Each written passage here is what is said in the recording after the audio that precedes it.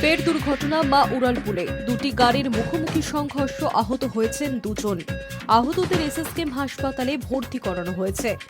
তাদের মধ্যে বেশিরভাগই তথ্য প্রযুক্তি কর্মী বলে সূত্রে খবর। এজেসি বোস রোড ফ্লাইওভারে দুটি গাড়ির মুখোমুখি সংঘর্ষে এমন দুর্ঘটনা।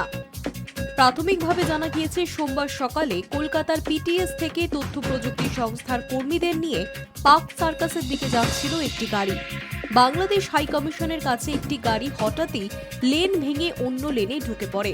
মুখোমুখি সংঘর্ষে ক্ষতিগ্রস্ত হয়েছে দুটি গাড়ি।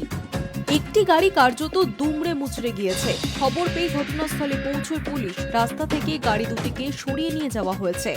মা উড়ালপুলে দুটি লেনই একমুখী যান চলাচলের জন্য নির্দিষ্ট করা থাকলেও কিভাবে দুটি গাড়ির মুখোমুখি সংঘর্ষ হলো তা খতিয়ে দেখছে পুলিশ।